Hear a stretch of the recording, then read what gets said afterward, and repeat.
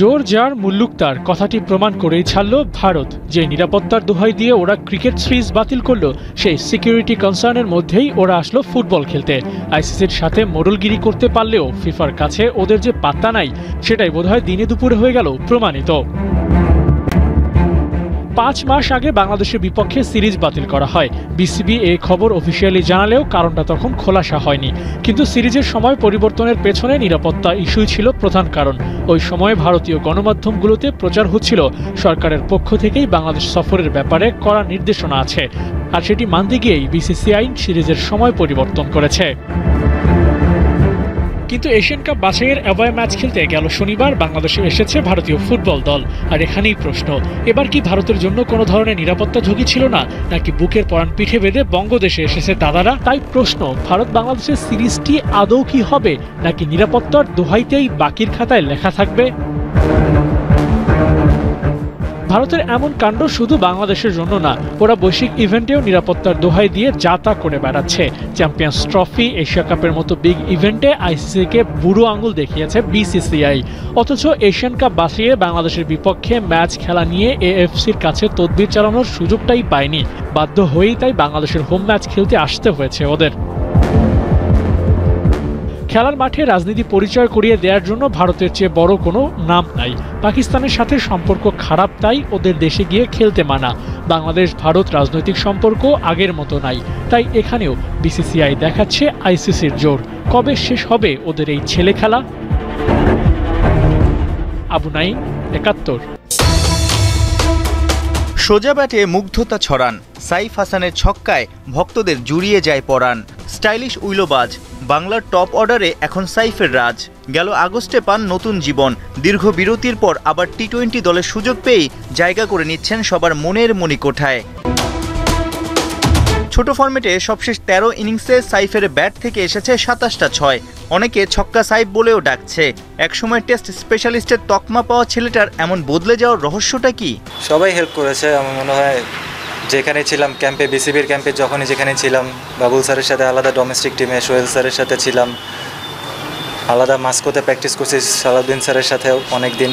So আমার মনে হয় যেখানে যেখানে গেছি চেষ্টা করছি মানে নিজেকে ডেভেলপ করার, যেখানেই ফোকাস মানে যেখানেই সুযোগ পাই ডেভেলপ করার চেষ্টা করতেছি। আসলে নিজের কোচ নিজে হওয়া খুব ইম্পর্টেন্ট, নিজের খেলাটা নিজেই খেলতে হবে। ব্যাট হাতে ফর্মে, অফ স্পিনেও ম্যাচের মোড় ঘুরিয়ে দেওয়ার সামর্থ্য আছে। সাইফের ওপর আস্থা রেখেছে আবুধাবি টি10-এর ফ্র্যাঞ্চাইজি অ্যাসপিন স্ট্যালিয়ন্স। আরব আমিরাতের রাজধানীতে 18 থেকে 30 নভেম্বর পর্যন্ত চলবে 10 ওভারের ক্রিকেট। যদিও আয়ারল্যান্ডের বিপক্ষে টি-20 সিরিজ থাকায় 23 নভেম্বর পর্যন্ত খেলার অনুমতি পেয়েছেন সাইফ হাসান। ফুল টুর্নামেন্ট খেলতে পারবো না, বাট হাফ এনওসি দিয়েছে, সো ভেরি থ্যাঙ্কফুল। ভালো একটা প্র্যাকটিস হবে আমার জন্য আয়ারল্যান্ড সিরিজের আগে। ফ্র্যাঞ্চাইজি ক্রিকেট আসলে অনেক ইম্পর্টেন্ট আমাদের খেলার জন্য। আপনি দেখতে পারেন আফগানিস্তান টিমে সবাই অনেক এস্টাবলিশ ফ্র্যাঞ্চাইজি ক্রিকেটে। সো আমার মনে হয় এখন বেশ কিছু প্লেয়ার আমাদের ফ্র্যাঞ্চাইজি ক্রিকেটে রেগুলার হচ্ছে। সো এটা আমাদের ক্রিকেটের জন্য অনেক ইম্পর্টেন্ট। আমরা বিভিন্ন কালচারে যখন খেলবো, যখন আমরা আমাদের স্বাভাবিক অবস্থায় এনজয় করতে পারবো মাঝখানে ক্রিকেটটা ওরকম যদি খেলতে পারি, তখন আউটপুট আসাটা অনেক ইজি। সাইফ যখন আবুধাবি থাকবেন, তখন দেশের মাটিতে হোম অফ ক্রিকেটে চলবে আয়ারল্যান্ডের বিপক্ষে দ্বিতীয় টেস্ট, যেটা মুশফিকুর রহিমের জন্য স্পেশাল ম্যাচ। প্রথম বাংলাদেশি হিসেবে 100টা টেস্ট খেলার কীর্তি গড়বেন মিস্টার ডিপেন্ডেবল। গুঞ্জনকে সত্যি করে রেকর্ড 18 কোটি রুপিতে রাজস্থান রয়্যালস ছাড়লেন সঞ্জু স্যামসন। বিপরীতে দীর্ঘ এক যুগের সম্পর্ক ছিন্ন করে চেন্নাই ছাড়ছেন রবীন্দ্র জাদেজা। আইপিএলের ট্রেন্ড সুবিধা নিয়ে নতুন ক্রিকেটার ছাঁটাই করল কলকাতা নাইট রাইডার্স। টুর্নামেন্টের নিলামের আগে হয়ে গেল একাধিক ক্রিকেটারের দলবদল। সেই সব এক করে বিস্তারিত জানবো রিপোর্ট। আইপিএল নিলাম সামনে রেখে শুরু হয়ে গেছে জমজমাট দলবদলের বাজার। এবারের রিটেনশন ট্রেডে সবচেয়ে বড় দুই নাম সঞ্জু স্যামসন ও রবীন্দ্র জাদেজা। কেউ নতুন ঠিকানায় যাচ্ছেন, কেউ পুরনো ঘর ছাড়ছেন, আর ঠিক সেই জায়গাতেই চলছে সমর্থকদের উচ্ছ্বাস হতাশার মিশ্র প্রতিক্রিয়া।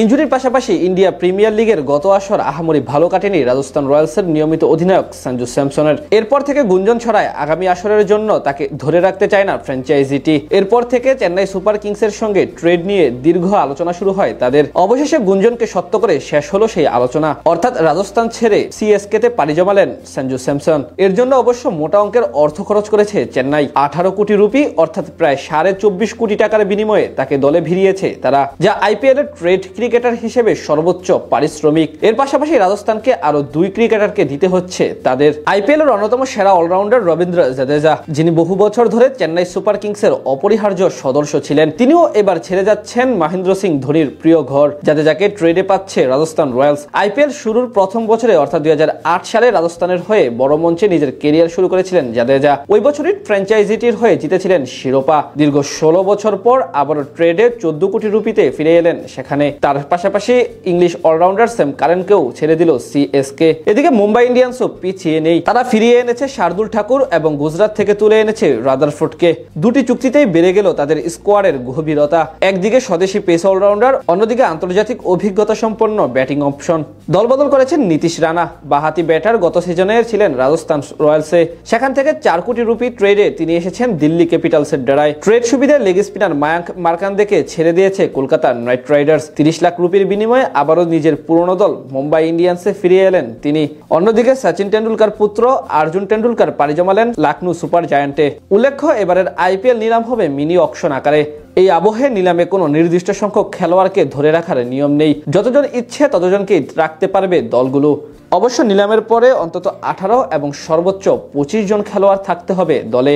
এদিকে এবারের ছোট নিলামে কোনো রাইট টু ম্যাচ কার্ড নেই, প্রতিটি দলের হাতে মোট 120 কোটি টাকা থাকবে। এই আবহে যে ক্রিকেটারদের ছাড়া হবে তারা যে টাকা পেতেন তা দলের পার্সে জুড়ে যাবে। 2026 আইপিএল এর নিলাম আগামী 16 ডিসেম্বর অনুষ্ঠিত হবে আবুধাবিতে। টানা তৃতীয়বারের মতো বিদেশে হতে যাচ্ছে আইপিএল নিলাম। 2024 সালে প্রথমবার বিদেশে আয়োজিত হয় আইপিএল এর নিলাম। 2025 মৌসুমের জন্য গত বছরের নভেম্বরে 2 দিনের মেগা নিলাম অনুষ্ঠিত হয় সৌদি আরবের জেদ্দায়।